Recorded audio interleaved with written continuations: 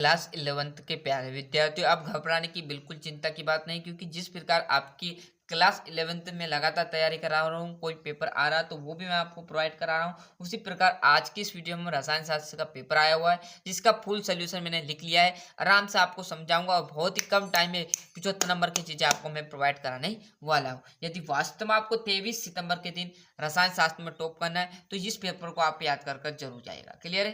देखिएगा, एसटीपी पर 1 मोल मतलब 1 मोल ऑक्सीजन गैस बराबर होती है तो 32 ग्राम ऑक्सीजन के। निम्नलिखित में से कौन सी राशियां मात्रक रहित होती है? द्रव्यमान प्रतिशत। क्लियर है? कोई और पेपर आएगा तो वो भी प्रोवाइड कराऊंगा। हर जिले में अलग अलग पेपर है। क्लियर है? तो आपके जिले में कौन सा पेपर आ जाए कोई भरोसा नहीं। क्लियर है? तो सभी पर एक्टिव हो जाए, तो आज ही से आप चैनल पर एक्टिव हो जाए परीक्षा तक। क्लियर? जब तक आप चाहो एक्टिव रहो, पर आपको पल पल की जानकारी मिलेगी। ऐसा नहीं हो कि आप सोने में रह जाओ और पेपर निकल जाए। समस्थानिक में किन की संख्या समान होती है? कि प्रोटॉन कि सर हमने तो ये पेपर देखा तो वो आ गया। क्लियर है? ऐसे तत्व जिसमें इलेक्ट्रॉन क्रमशः एफ कक्षों में भरे जाते हैं कहलाते हैं। तो ये आपका लेथेनाइड आ जाएगा, पर मैंने यहाँ पर डाउट है इसलिए मैंने नहीं लिखा। क्लियर है? परमाणु क्रमांक 9, 7, 35, 53 और 85 वाले तत्व हेलोजन कहलाएंगे। हाइड्रोजन का रेडियोधर्मी समस्थानिक है तो टाइटेरियम। धातु जो H2 का अधिशोषण करती है Pb कहलाती है।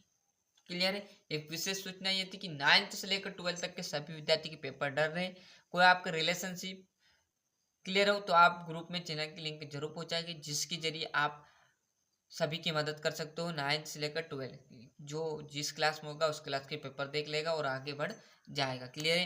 रिक्त स्थान देखिएगा, 80 ग्राम जल में मोलों की संख्या होगी तो 4.4 मोल होगी 80 ग्राम में। क्लियर है? चुंबक की क्वांटम संख्या से संबंधित है तो अंतरिक्ष में कक्षीय अभिविन्यास है ना। टाइम कम बचा इसलिए आप फटाफट देखिएगा। शेष अधिशोषण में संबंधित है दो परमाणु कक्षों के बंद। रासायनिक बंधों के निर्माण के साथ ऊर्जा क्या होती है? बढ़ जाती है। लिथियम आ जाएगा। सेल की साम्य अवस्था ECl का मान होगा तो 0 होगा, 0 होगा। क्लियर है? जिसका अच्छे से स्क्रीनशॉट ले लीजिए। जैसे हम इस पेज पर आएंगे ना, ऑल टोटल जानकारी दूंगा है ना, ऐसा नहीं आप पास तो वैसे हो जाओगे, क्योंकि रिक्त स्थान सही जोड़ सभी आपको मिलेंगे भरपूर। क्लियर है? मतलब 25 से 30 नंबर का मैं बताऊंगा। उत्कृष्ट गैस है तो नियोन।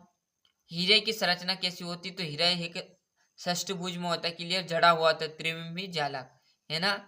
हेलोजन, हेलोजन क्या है? क्लोरिक गैस है। HCH4 जो कि आपका रहने वाला है sp3 संक्रमण के अंतर्गत। D2O मतलब एक भारी जल हो जाएगा। क्षार धातु जो आपकी कहलाएगी वो आपकी पोटेशियम। CO+O2 का मिश्रण आपका क्या कहलाएगा? तो जल गैस कहलाएगा है ना, वाटर गैस कहलाएगा। क्लियर है? यहाँ से जोड़ी का अच्छे से स्क्रीनशॉट ले लीजिए। एक वाक्य एक शब्द में उत्तर देखिएगा।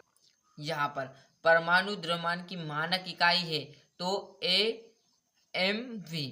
शुद्ध जल की मोलता कितनी होती है? जो शुद्ध जल होती है उसकी मोलता 55.56 मोल प्रति लीटर होती है। डी ब्रोगली समीकरण है तो ये आपका सूत्र आ जाएगा। 18 ml जल में इलेक्ट्रॉन की कुल उपस्थिति होती, मतलब जो 18 ml है उसमें 6.023 इंटू 10 आ जाएगा। ठोस के द्रव में बदलने पर एंट्रोपी में क्या परिवर्तन होता है? तो एथेनाइट एसिड और सोडियम एथेनाइट का जो मिश्रण है वो बढ़ जाता है। क्लियर है? ठोस के द्रव में बदलने पर एंट्रोपी में क्या परिवर्तन होता है? तो बढ़ जाती है ना। ये 5वें का है। और एक उदाहरण था एथेनाइट एसिड और सोडियम एथेनाइट का मिश्रण परफरमिलियन का है ना।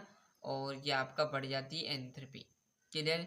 यहाँ से आप बड़े से स्क्रीनशॉट ले लीजिए, क्योंकि ये क्वेश्चन मैं नहीं बताने वाला हूँ। क्योंकि टाइम कम बचा हुआ है। इन क्वेश्चन को सोल्व कराऊंगा तो आपको सुबह तक पेपर ही हो जाएगी, जब तक ये सोल्व नहीं होगा, क्योंकि 22 से 23 क्वेश्चन रहते हैं 19 तक है ना।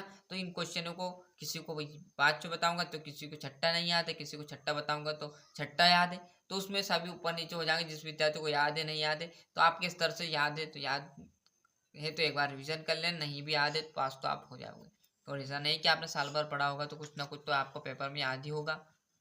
क्लियर है? ये और जैसे आप इस पेज पर आओगे तो आपका यहाँ पर देखिएगा 13वां, 14वां, जल की अस्थायी एवं स्थायी कठोरता से क्या क्या कारण है, मतलब आपका त्रैमासिक के बाद थोड़ा आप वार्षिक तक पेपर लीक होंगे तो वो भी आपको प्रोवाइड कराऊंगा। तो मैं बार बार कह रहा हूँ चैनल पर आप एक्टिव हो जाइए, जिससे आपको पल पल की जानकारी मिलती रहे। और इस प्रकार हम आपकी जो 11th क्लास की भरपूर तैयारी करा रहे हैं, तो चैनल से आप जुड़िएगा, जिससे आपको आगे तक मदद मिले। और अधिक से अधिक वीडियो को शेयर कीजिएगा। तो इस प्रकार मैंने आपका 11th क्लास का जो यहाँ पर रसायन शास्त्र का पेपर था उसका पूरा सोल्यूशन आज की इस वीडियो में मैंने सोल्व करा दिया। कोई और जानकारी आएगी तो वो भी आपको बताऊंगा। आज के लिए इतना ही, मिलते हैं इसके नेक्स्ट वीडियो में।